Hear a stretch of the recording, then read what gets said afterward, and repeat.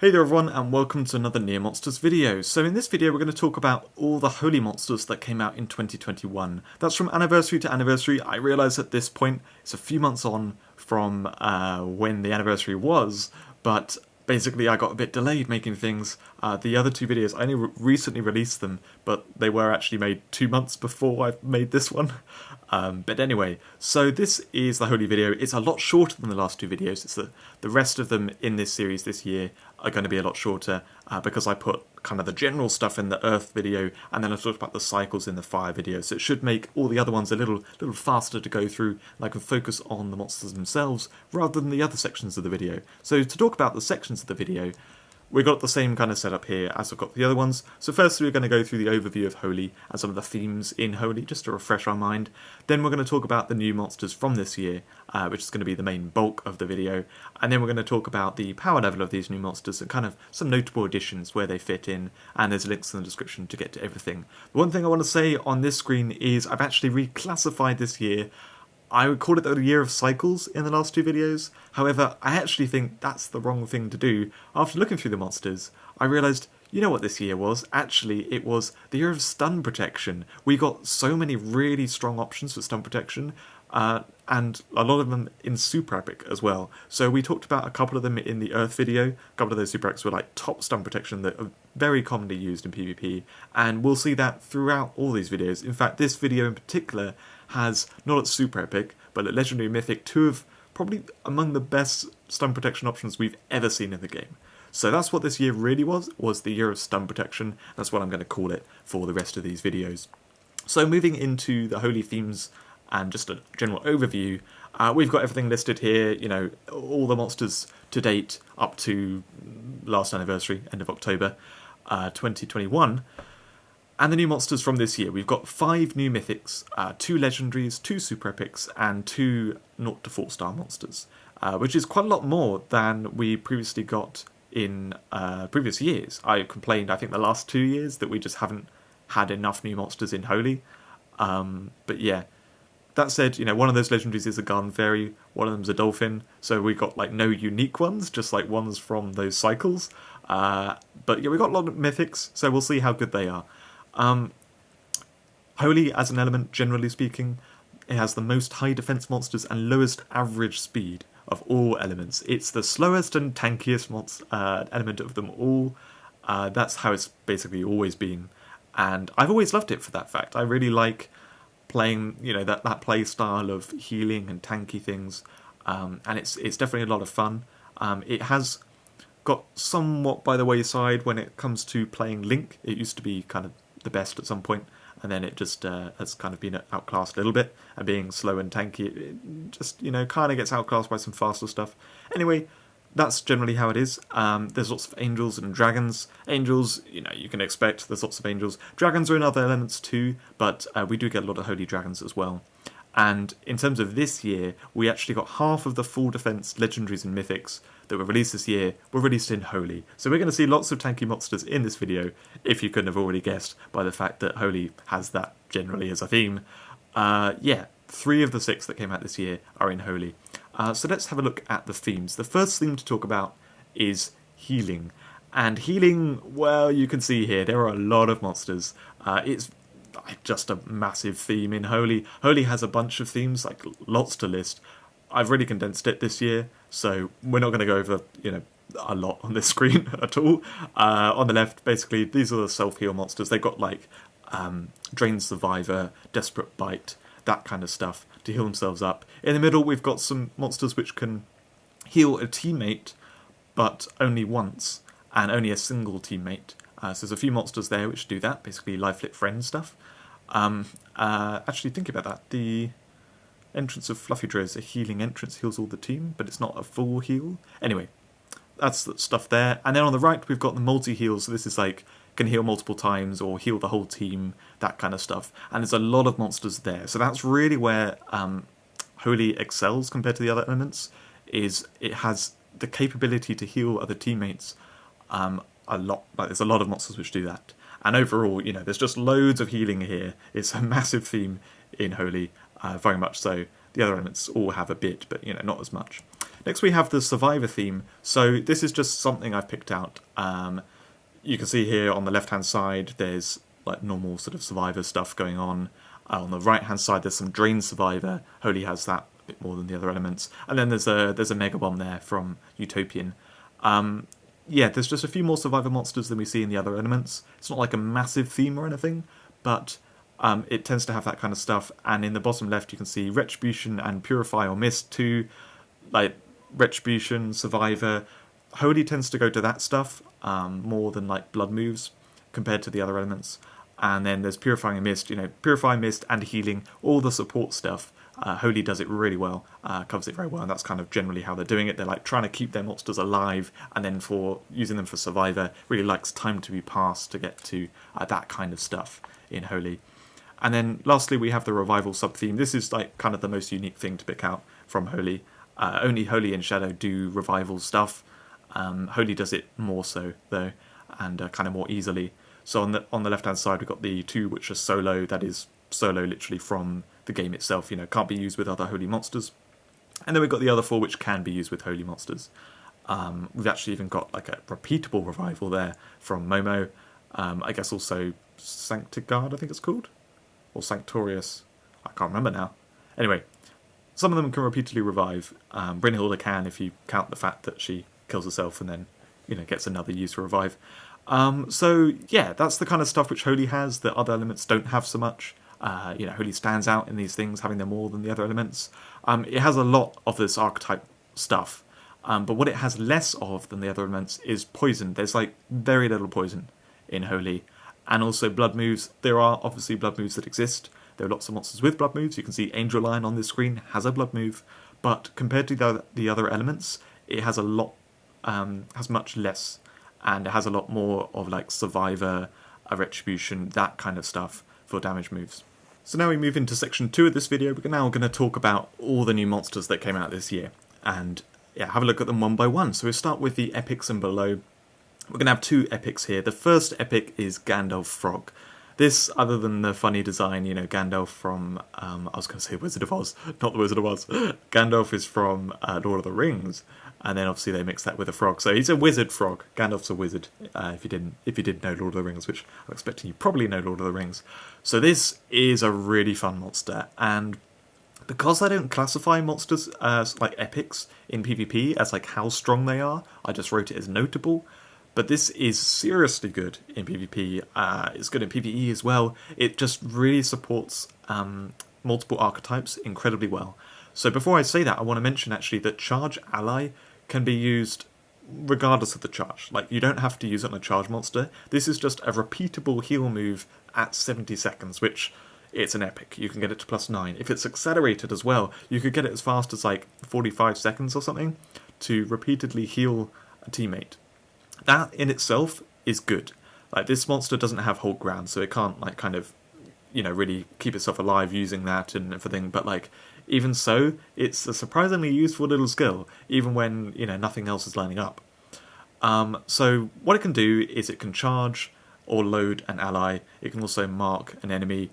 Mark is probably the one that's like most unfairly costed there, badly costed, I mean. The other two are very fast, but marking normally is about 50 seconds. So making it 70 seconds here, it is the slower one, it's the less desirable one. However, the mark monsters, they have a limited number of marks, so it's kind of fair enough that this is 70 seconds. It's obviously still going to support them very well, but what this really supports well is load and charge. Loading is normally 130. It does add a shield, and this skill does not. This 70-second skill does not. But in terms of those moves, it probably supports Mortar best, because those moves are already fast. Most of them are like 50 seconds. That is when the mortar's loaded, and then it attacks. That attack is 50 seconds. So you can do load, attack, load, attack, load, attack really well with Gandalf Frog and another monster. So it's, you're just taking up two monsters, but roughly every 50 seconds you're doing whatever their damage move is, which could be a piercing mortar, it could be a tsunami mortar hitting two things, it could be a hellfire mortar double hitting two things, that kind of stuff. A lot combines with it really well. Charge, it doesn't work quite so well for because those sort of energy moves are much higher seconds, so you can't do the charge, blast, charge, blast, charge, blast in quite the same way. But that said, it does support them very well. It obviously cuts down on the time on them. It can multi-charge them, which for some of them they benefit from having like 2 charges on them, and this can get them there very easily. So it supports those 3 archetypes really nicely, and basically this monster is quite easy to just slam in a team where you've got some of that stuff around.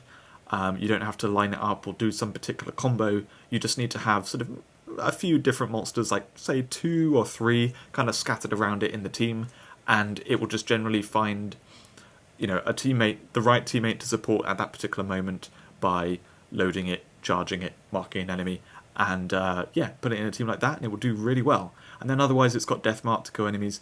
This is just a kind of like really nice fail case that they put on an epic, because they can't really give it like a one-shot move or something. This is a low-cost monster that's really easy to put into a team. It's already got like very efficiently costed 70-second moves that support multiple archetypes. Putting a kill move on it would not be good. But putting Deathmark on it is really nice because it gives you a guaranteed kill. Every 200 seconds is a bit slow, but it's good enough that it still will be somewhat effective when it's on the battlefield and, doesn't have any benefit from the other moves. And it means that the opponent will want to kill this off because, your Deathmark's something that's a problem. And so they'll have to deal with the Gano Frog unless they just want to accept that they lose their monster. So I think it's really, really, really well balanced. Very strong, very good, and really fun to play with, really fun to build around. I know a lot of people who've used it have had a lot of fun with it and really made other monsters in their team work very well because this has supported them so effectively. That's everything I want to say on Gano Frog. Let's move on to the next one. The next one is Pando Champ. This is a shiny monster, so it's the shiny version of this. Now, the normal version is like, it's got stealth, it's got life flip all, it's got 400-second Mega Bomb, and well, this monster's basically the same, except that it's now got max defense, full defense, and the Mega Bomb, rather than being 400-second Mega Bomb, it's 250, with the only condition being that you can't use this with protectors. When I say you can't use it, you obviously can use it with protectors, but you can't use that move. So if you're using it with a protector to like help it survive that length of time, basically you can use the move once the protector's dead, or you send it back, something like that. So you can create some some kind of lineup combo for this, and otherwise it's a stun absorber. What's nice about that as well, which was some kind of their design with like Utopian is probably the best example of it, where if it got stunned out of play, but you managed to overwatch it first, then it could be stunned out of play, but at some point it will have to be hit and then gets brought back into the battle, or you can otherwise just like give turn to it or something, and a lot of time has passed, let's say, because it's been left stunned out of play, and then at that point, well, then the Mega Bomb is charged, so it can use that Mega Bomb. And this is similar kind of design, where it's a stun absorber, but if it gets stunned out of play, then you can at a later point give turn to it, and then at that point the Mega Bomb might be charged. So that's the kind of like payoff for it. So if you have it like early-ish in the team, and then you have like a Houdinoid, or otherwise just some other kind of give turn monster slightly later in your team, then when that comes in, it can give turn to Pando Champ to then Mega Bomb if it was stunned out of play. If it wasn't stunned out of play, then it can just Mega Bomb anyway. That's the kind of general idea here in terms of its design. Otherwise, for an epic, this is really good. It's tanky. It's got, relatively useful skill in terms of life flip all. Situationally, can be very good. Mostly, though, it will just kind of sit there and stealth itself, and it just wants to survive until the Mega Bomb, and it will sit there as like reasonably tanky stun protection. So yeah, you can build around it in some ways. You can otherwise just kind of throw it in there. If you need a holy stun absorber and you don't have better options, which to be honest, there are a lot of holy stun absorbers that are kind of better than this. It has some kind of place. I think they did a good job with this. It's certainly nice for newer players. I can imagine if I was a new player and I was trying to do well in PvP, this is something I would be like, cool, yeah, I can use this, I can try and build around it in a way that, the Mega Bomb will actually happen, and otherwise it can be effective stun protection for me. So yeah, really cool design, really nice that we saw stun protection even at an epic level. So now we have the super epic Crystal Worm Purpurius. I talked about this at length in the previous video, the fire video. At the beginning I talked through the cycles. If you want to check it out, go check out that video. I talk about the crystal worms at length. There's a link in the description to get to the crystal worm specifically. This one is basically just one of the crystal worms. It's one of the better ones, but I can't really explain it without explaining the other ones, which I did there. So go watch that bit if you want to see about the crystal worm. The other super epic we got this year was Night Fender. This one looks like a shiny version of Night Hunter. It's like basically got the same artwork, just with different colouring on it. However, it's not. It's a different monster with a very different moveset. And I'll be honest, I don't really like this one. You can see in the tier list, I put it like near the bottom in both tiers. It's kind of a weird one. It basically cares about its stats. So it has like double defense when it's on high health. So then it has both high attack and defense. And then it can like protect focus to make it have enormous defense. It can attack boost X to make it have amazing attack. But what it can do with those just isn't very good. So normally these kind of monsters, they do well because they give you the option. So if you want to attack, you turn it into kind of the attack mode, or focus on those attack skills. If you want to defend, well then it has the protect focus option as well. But this one doesn't do either one well at all. Protect focus here is kind of like fine, whatever, but it's low speed, so it takes a while to get a turn before then it does protect focus, and then it'll take a while beyond that.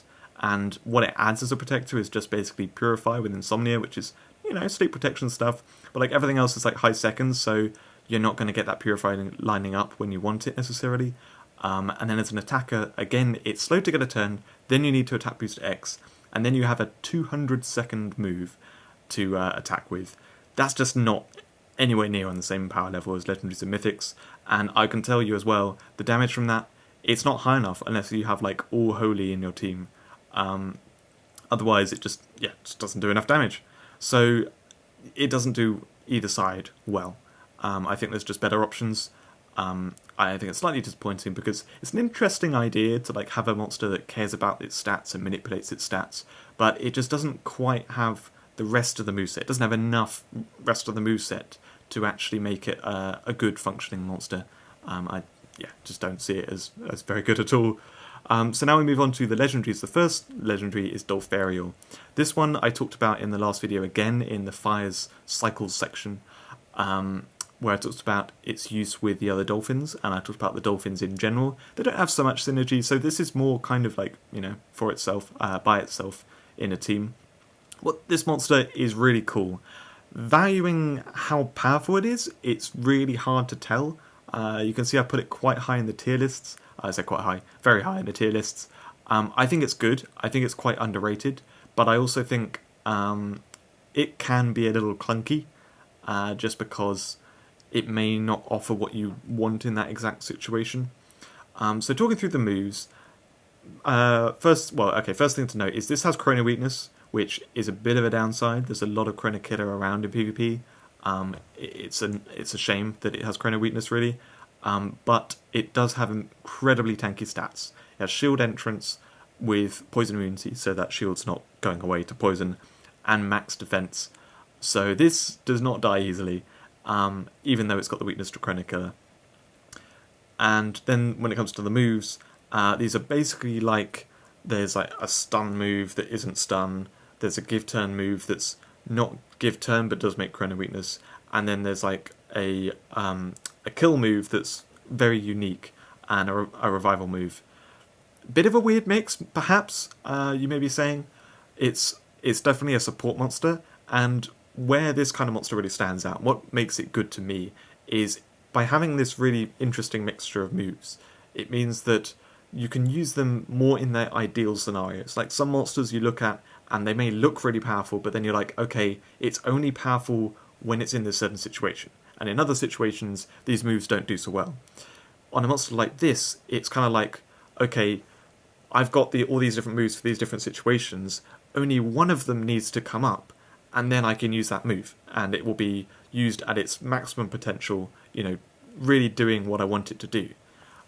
So that's what Dolfero really offers, is a bunch of different moves that are good in certain scenarios, and you only use them in those scenarios because one of them is likely to come up. So Double Dark Bane, this is a really good damage move. It one-shots things very easily, despite the low attack even, and it's only 130 seconds to, kind of kill 2 enemies. Only comes up, though, if there's a shadow enemy. So if there's no shadow enemy, you don't use it. But if there is one, well then Dolfero is a really tanky sweeper. Fast Forward, this is a stun move on an enemy.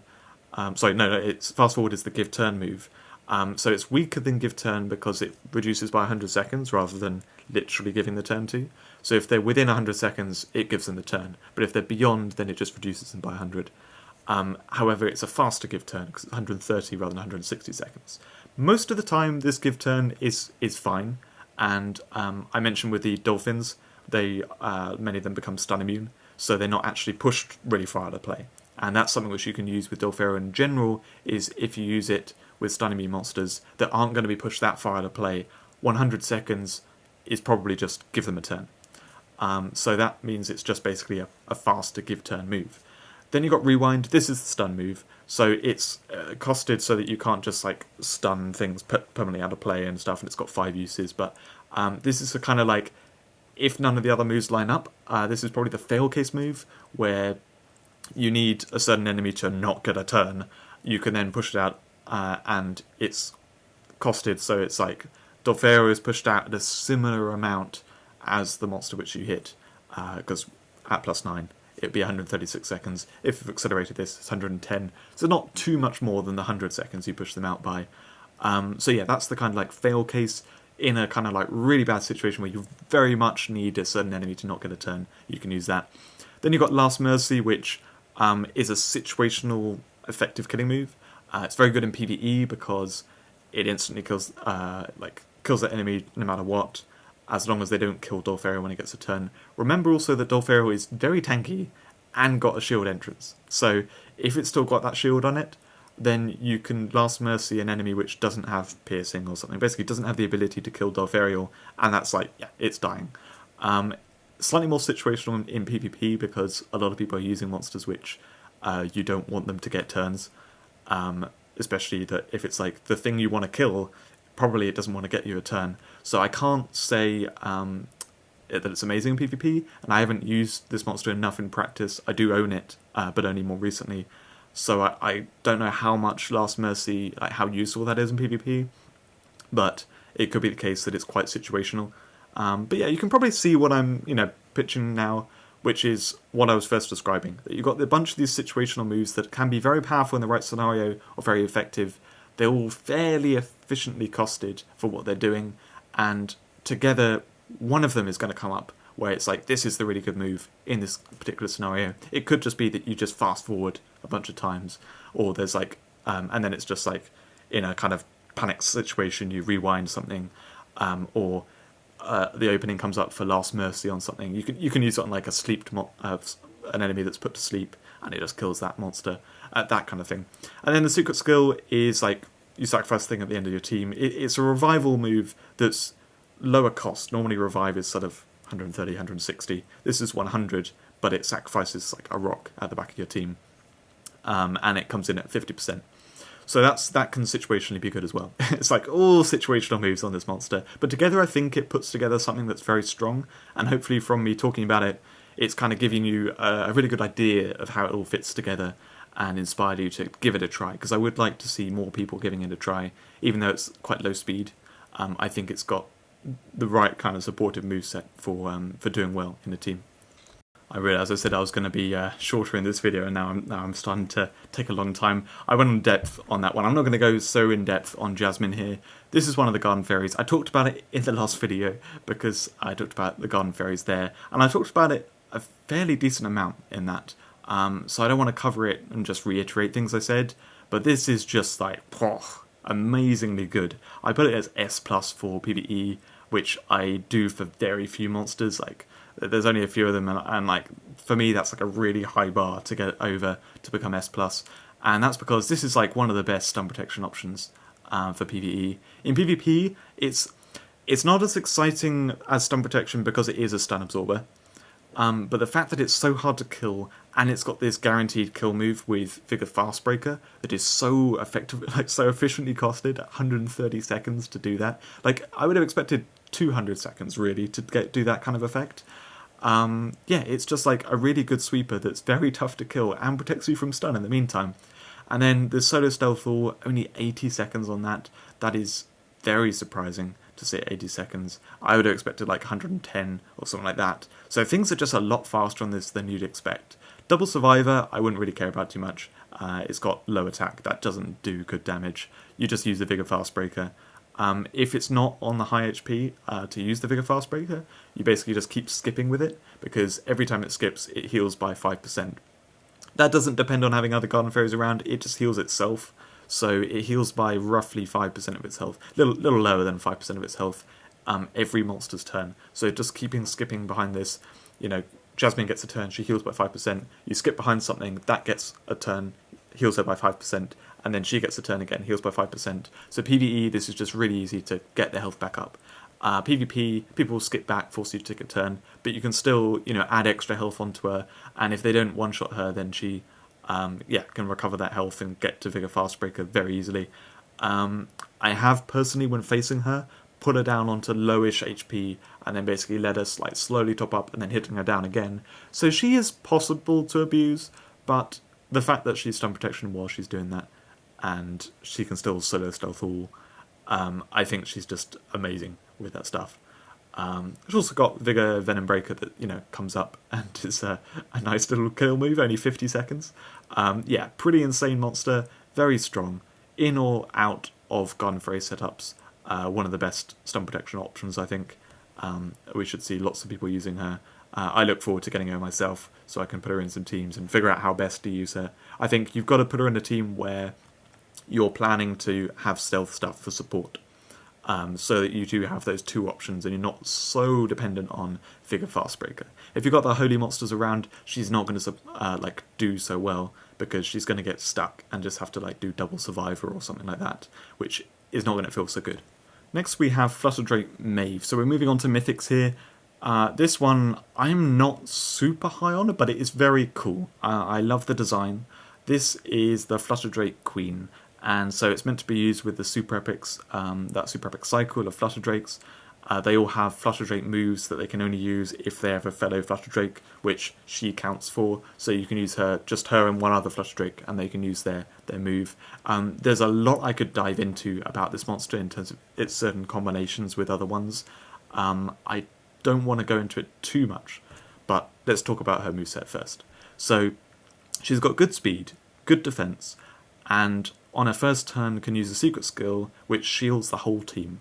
That can only be used if you've got one other Flutter Drake, but you're probably going to do that. If you're using her with Flutter Drakes. So then she can shield the whole team on her first turn, and then either knock back something which, bear in mind, when she's used with other Flutter Drakes, she has double stats, so she's just like ridiculously tanky, and she has focus. She can go around protectors. So on her first turn, she can knock back any monster of her choice, even around protectors, and this is at good speed, which screams frontline. As frontline disruption goes, this is a really good option for setting up your team with the shields, and then knocking back an enemy. Even if there's a protector there, you can disrupt whatever combo they're trying to do, because a lot of people go for combos and then slam our protectors in there to let their combo do its thing. Maeve can disrupt that really nicely. The other option is Nullifying Strike, which, because she's got the double attack stat, it does good damage. It doesn't do amazing damage, only really kills squishier legendaries, but it can two-shot, or, if this is later in her team, it's not frontline or something, she can come in, she can finish something off quite nicely, and you only need one kill, and then you've got Blood Fury. So she's mainly about the disruption, but also can do damage dealing too, especially if you help line that up with other monsters. Otherwise, she can create Flutter Drakes with a Fluttering Swap. She can do that on herself repeatedly, or she can do it on one of the other monsters. This is basically to help the Flutter Drakes kind of go chain together. It's not like a big move to use, especially because a couple of the Flutter Drakes don't synergize perfectly with the others or what you may be trying to do at the time.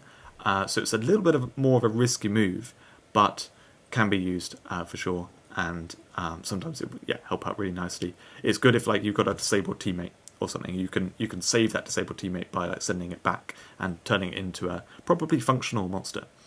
So mainly about the disruption. She can do some damage stuff. She is very tanky and enables all the Flutter Drakes to use their Flutter Drake moves, which means you can do some fun setups with them. One of the really nice ones people like to do is just basically using her with a water one, which is the stun protection one. It's got very high speed and accelerate team, so it can accelerate Maeve to then get her doing a knockback even faster, or the damage if you can get to the damage. Blood Fury can be quick, but also the really interesting thing there is that a lot of people use Flutter Drake Iris just for its stun protection, and one of the very nice moves it's got on it is Stun Gun, which is like a triple use stun pulse move that can only be used if you've got another Flutter Drake. And because it's really high speed, it means that you can actually, like if the enemy team doesn't have stun protection at the time, it can come in or start of the battle, be there, and then just go like stun, stun, stun, and like stun 3 enemies out of play. It gives you loads of control. It's a very controlling move if it can line up. And Flutter Drake can obviously, Flutter Drake Maeve can help with that because she's going to be really tanky sitting there. So it combines really nicely with that. There's also Flutter Drake Clover that has the sleep control stuff, which can be very good. Between that sleep control, Maeve's disruption, perhaps even Aris's stun, you can see that can be just really, really strong controlling if it all lines up, if it all works out. So that's the kind of stuff that you want to do with Flutter Drake Maeve. I've given a reasonable overview of it, and it's very fun. I just think that it's limited in power level, just by the fact that Maeve doesn't have amazing damage. None of the other Flutter Drakes have kind of amazing damage. They're reasonably easy to kill off or counter or just not work and stuff. So it's limited by the power of the Flutter Drakes, but you can do some very cool stuff with it, and it's certainly viable and powerful. The next mythic is Iridesc's Arc. I butchered that. Iridesc's Arc. It's playing on Iridescent, turning into Izark. I don't know what Izark really kind of is for. It's like sort of lizard thing or something? I don't know. Anyway, this monster is really funny kind of looking art. Rainbow crystal dragon thing. And it's pretty cool. I'm not the biggest fan of how powerful it is, but it's definitely good and works very well when it works. So the big kind of issue with this is that it can be repulsed. So after it uses Protect, it can be repulsed, and when it's on the battlefield, it's not very good. It basically wants to be killed. So Protect is crucial here, and if the enemy team can hit around it, it's not going to be so good. But if it gets killed, well then this Prism Revenge Plus goes off, and it's like a tranquilizing entrance kind of thing. It stuns all enemies and sleeps all enemies for 80 seconds, which can be really brutal in the right scenario. I personally think that a tranquilizing entrance is simply better.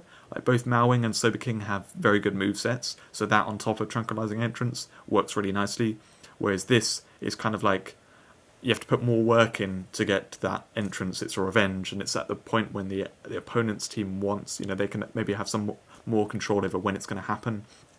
And that also the moveset on this I don't think is as good. So yeah, it's the moveset. It's pretty standard kind of moves. You've got like a hit all that does piercing, Slayer Bane, decent move. Not incredible because this has got lower attack, but it will do the job. It will be a reasonable move. Then you've got Protect and Purify. So yeah, it's a functional protector, works fine. You want it to die off, and then it has the really powerful effect.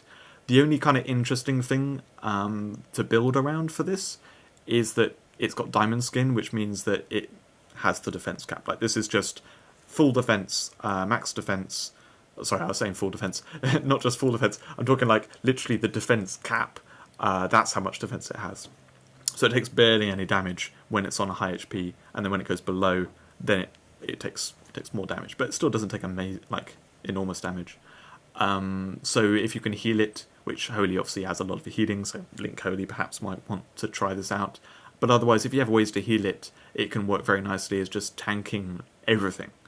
I think in PvE that's where it's going to stand out. That's why I've given it a higher tier in PvE, is I think if you can repeatedly heal this, it could just be an amazing tank. But if the enemy team has piercing, or they can bypass protectors, or they repulse it, that kind of thing, it's not going to work well at all. So yeah, that's kind of where this monster stands. I think it's quite cool. I've heard some good things about it. People have said that, like, some people have said it's terrible. Other people have said it's like feels overpowered. It depends really on the situation, I think, whether or not it works out well or not. So the next mythic to talk about is Mai. This one I also don't like that much. It's just kind of weird. So this predominantly is a counter to poison. That's what it mainly does, is it's high speed and usually has good defense. It either has like rounded stats, which is, you know, quite good defense, or if you have more monsters remaining than your opponent, then you get a triple defense, which is just basically defense cap again. So it's probably tanky, basically. And then it has high speed with antidote, which is obviously a really effective counter to poison. So it's very nasty for poison to deal with. You know, this comes in, it will kill two of them, and then, like, how do they kill it off before it gets another turn and does another antidote? So I think that's where it really stands out. Otherwise, it can create stuff at the back of your team to be throwing by using Avenge Step Back, and each time it enters, 2 gerbos get made at the back of the team, which are terrible monsters, they're just for throwing. So it can repeatedly create that.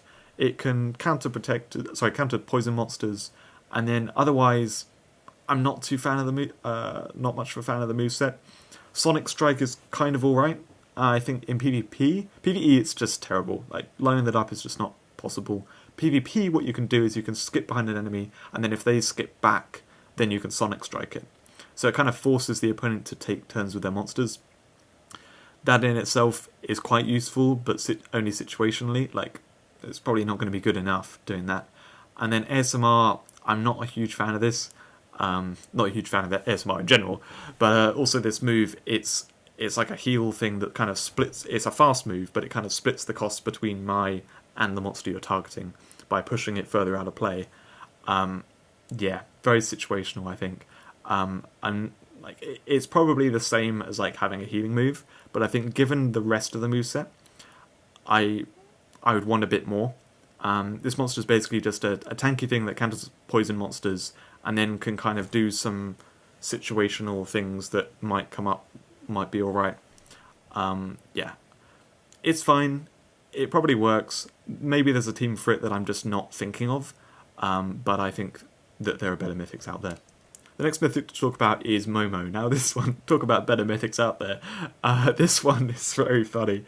So on its release, it's one of the worst mythics, and then it had a buff and became one of the best mythics. We've never seen such an enormous buff to ever come to any monster in the game as what Momo had. So I wanted to talk about the buff first of all, and like how crazy that kind of thing is. So what it originally had, it was a very simple change. Instead of stun counter, it used to have stun absorber, and instead of fast break, it used to have Sonic Strike. So Sonic Strike we've just seen on the last monster, so hopefully I don't have to explain it. But what that did is meant that, like, with the stun absorber thing, it was very easy to just stun out of play, and then it would just get stuck out of play doing nothing. So like, it's kind of on the lowest tier of what we expect from stun protection. Also, Sonic Strike doesn't really kill things easily. You've got to line them up. So in PvE, it's very hard to do that. And in PvP, you've got to basically do the skipping thing, really. Skipping and then force them to skip back. So it was kind of like awkward to really get any damage from, and as stun protection could just be stunned out of play and ignored. However, they then turned it into, it doesn't get stunned out of play anymore. Now it gets a turn. And on each turn, well, then it has this move that just guarantees one-shots anything of your choice. So it then can, like, if there's any, like, multiple stuns in a row or whatever, it just chains turns together and kills enemies. Yeah. It just, like, completely boosted this monster out of proportion of, like, where it should be. Yeah, I don't think it's, like, overpowered, but this is the kind of monster I look at, and I just laugh at Aetherian, because people say that Aetherian is really, really good, and I talked about this in the last year's video.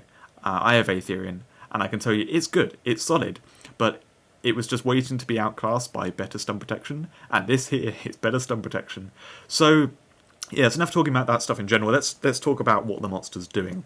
So it is max defense, one of the highest HPs, hold ground as well. Ridiculously hard to kill. It does have a chrono weakness, but it can switch between either having stun counter or auto protect. And each time it does this, it fully heals itself. So you can kind of avoid protector counters or like chrono counters by swapping, like potentially. If you can line it up, you can swap it to avoid the counters to it, and each time heal up to full HP. So with its max defense, it's really hard to kill because, you know, if you're doing that at the right time, if you're able to line it up, you can avoid the moves that will critical it easily.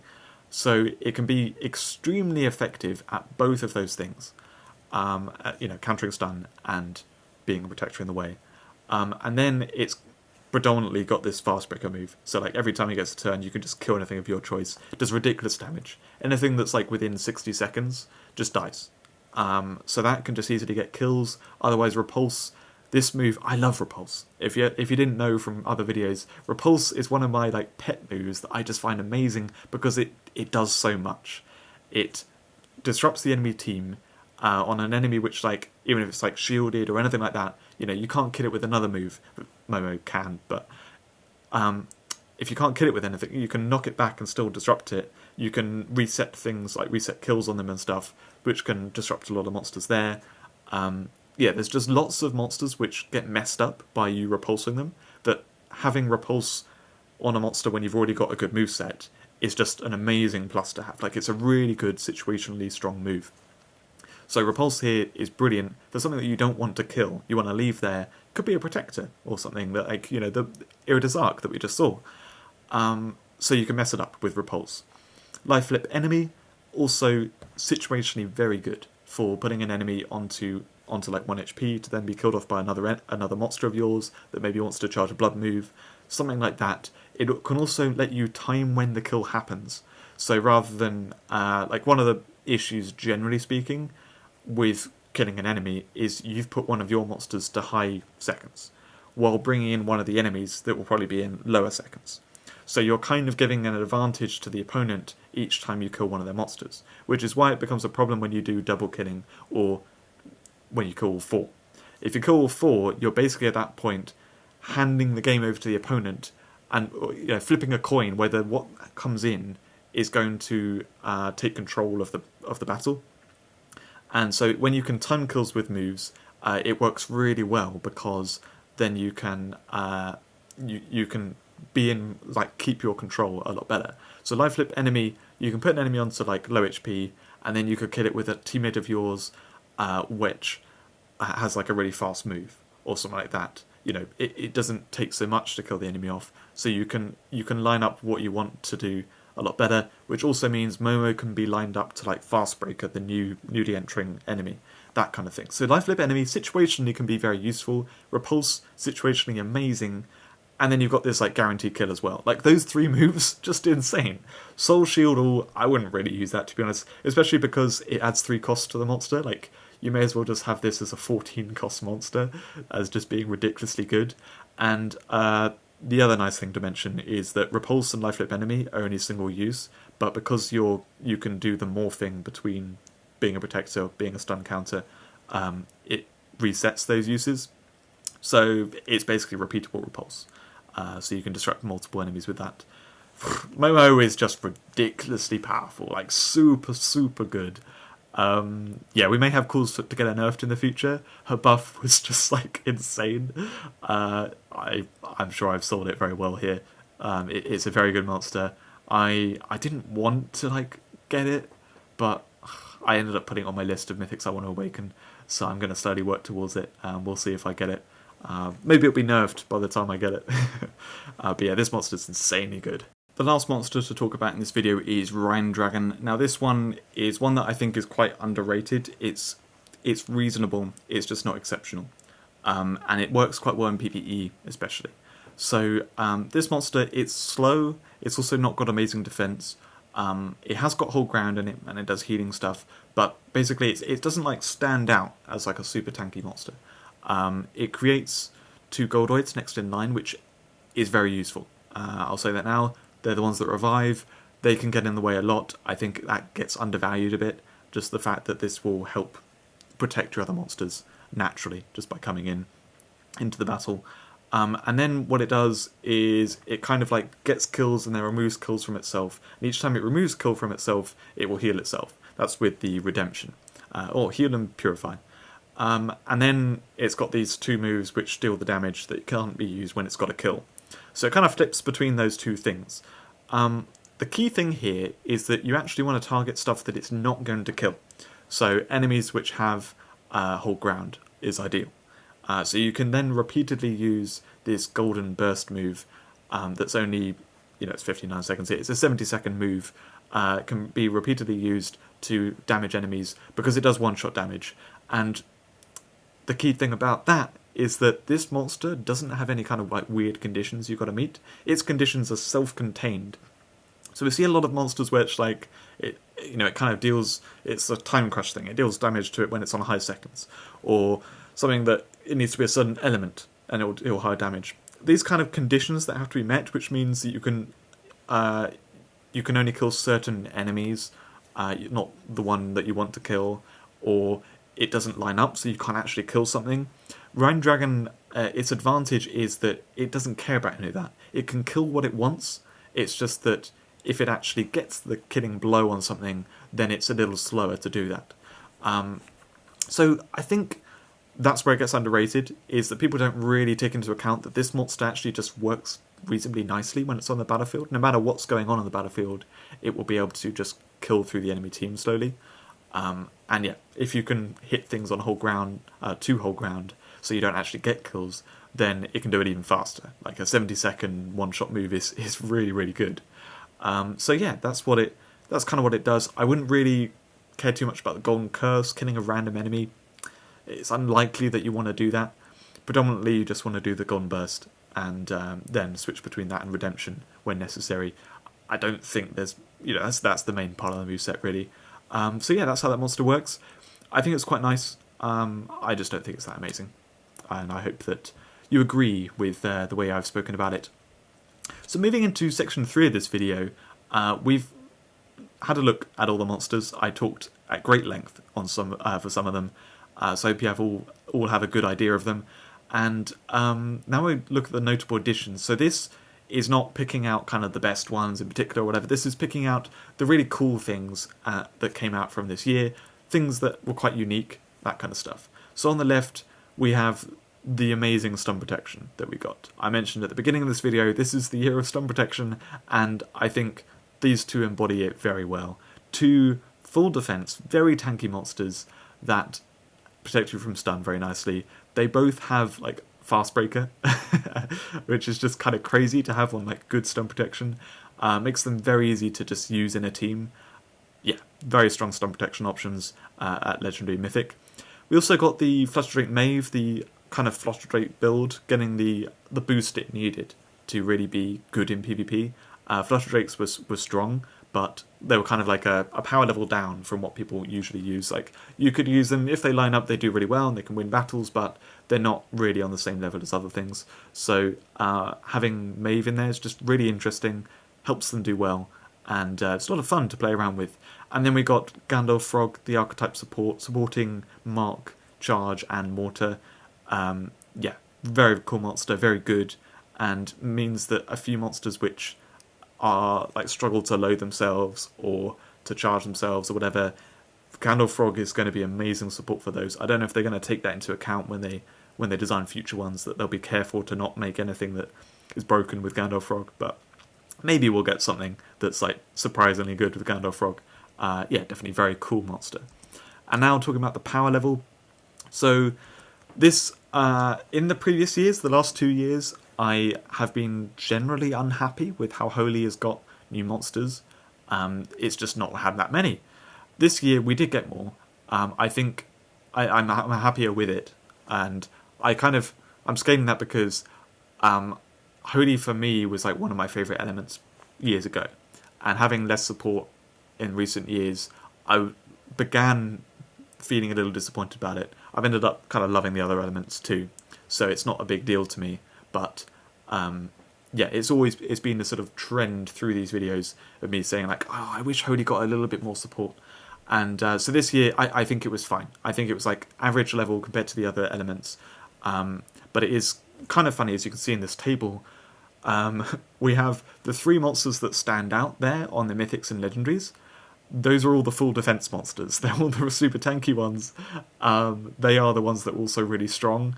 And yeah, having full defense is just incredible for being tanking. And actually, I want to take a slight aside for a moment to talk, because you may not know at all, but like this video I'm actually making like 2 months after the other ones. I'm releasing them at a similar time, but there was a massive gap there, and in that gap I've really noticed people in the community complaining about defense buffs on monsters. It's been a design change that's happened in like the last year or two, really. They're kind of trending more towards it, of stat buffs, and people have been complaining in PvP that defense buffs are not balanced because they're like, oh, it's so hard to kill and stuff. And I think it's been a general trend that we've been going towards higher defense monsters without killer weaknesses. Fewer monsters get killer moves. They usually get the style of killer moves which are like do higher damage. In the past, before Mythics, we used to have things scaled so like certain moves kill certain monsters, not other ones. That was a big thing, and it was all balanced around that. With Mythics, suddenly there's that stats increase, and I think they've kind of trended towards a different style of much higher defense monsters, things tanking more, and then one-shot moves like fully one-shotting, rather than like being like, oh, one-shots this but not this and stuff. Like, it's been more kind of like it one-shots or it does like half their health, that kind of thing. So what I'm saying with that is these defense buff monsters that are like really hard to kill with some moves, I think it's actually kind of like on the players really, that they're making a bad decision by picking monsters which don't have the really high damage moves. Because as we're trending more towards these higher defense monsters, these monsters with defense buffs, that kind of thing, we need to go for piercing moves and moves that just do really high damage, like enough damage to kill buff monsters, more than some of the more traditional PvP monsters that have been played for a long time. Take, for example, Chromera.